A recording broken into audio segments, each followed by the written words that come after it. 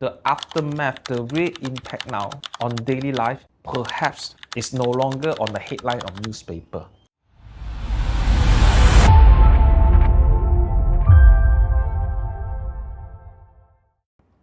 Hello everyone, welcome to Prop Zone tonight. Sean Lee here, and today is about a topic that was very hot. All right, there's a heat conversation between one of the businessmen, Dr. Tony, and our transport minister, right, Anthony Loh.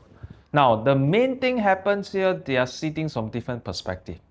One is human life. Overweight always lead to fatal accident. Undeniable when you're actually having an overweight lorry, and when you actually take a corner, the chances of losing balance is higher, especially when you're speeding. Okay, but from Dr. Tony's point of view is that, of course, it's okay. Of course, we should actually ban the overweight when it actually comes to lorry transportation. But there should be a buffer time. It should not be like a harsh decision whereby there is no buffer time for business people to respond. Okay, depending which side you are standing. But today, at Prop Zone today, what I want to share with you is probably from the aftermath, the real impact that we are seeing now on day to day, especially on the construction cost. All right.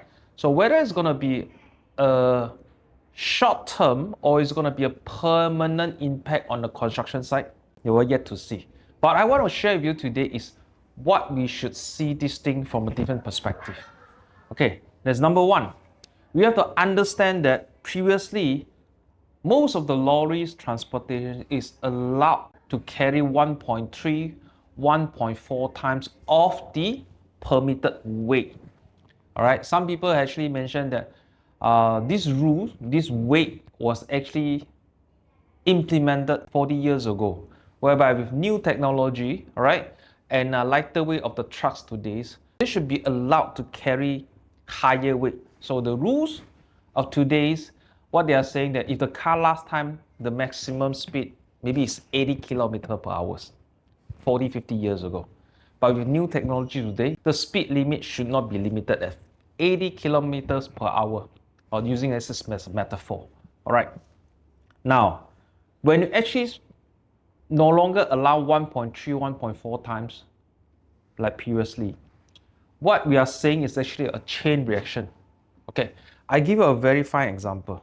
I'm sure those who in construction line or exposed to this, you are very familiar. One of the major components we need to use when we actually comes to construction, whether it's building a high rises, landed, factory or shop lot, is called ready mixed concrete.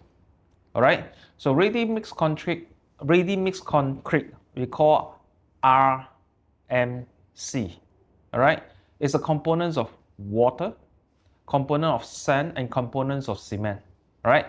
So when all this, you actually need transportation to come in, lorry carrying sand, lorry carrying a cement for a concrete shop to give you the end product. So the cost already increased before you see the ready-made, we call ready-mixed concrete, because the raw material already increased the cost before it actually reached the factory.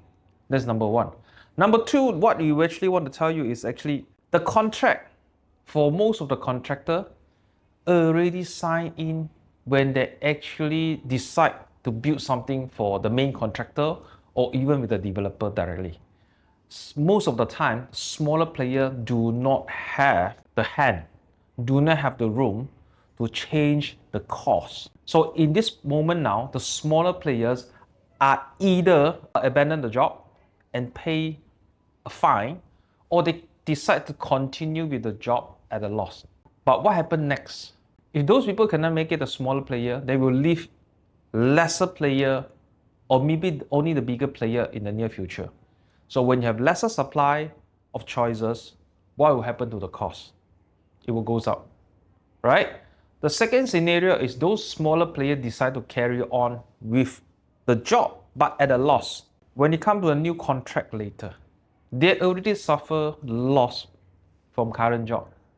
What would they do in the future job? They will probably hike because they need to cover not only their future job costs, they need to cover the loss from the previous job they had. So ultimately, either this option will lead to higher price in construction in the near future. And perhaps you are seeing it already. Okay? And the second thing what we are seeing now is a lot of goods are stuck at Port Klang. For example, the main reason there's not enough transportation like lorries to actually brings the goods out from Port Klang, and therefore the storage are piling up in the warehouses. If I am the consigner, all right, a consignee, my stuff or my goods are stuck in Port Klang, and there's not enough lorries to actually transport things directly to my factory or to my customer.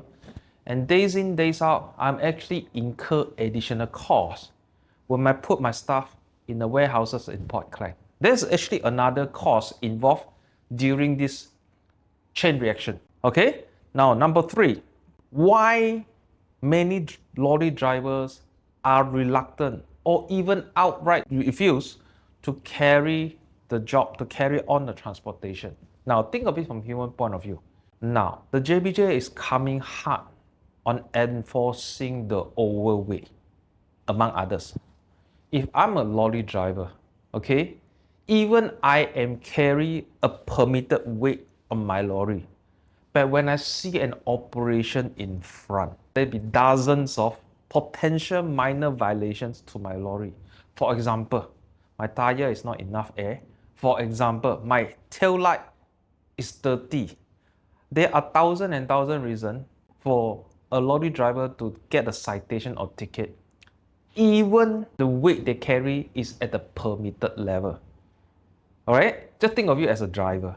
All right, sometimes when you actually drive to what you see a roadblock, even though you know you're not on the phone, the first thing you will come, oh, am I wearing my spell correctly? Did I drive fast? Did I make a U-turn? Is my tintin too dark? All right, given a choice, if you see a waste, you will actually choose a route B where there's no roadblock. Even you know that you are not doing some of the violation that you are aware of. You just don't want to go through the risk. Is it a human being reaction? Same.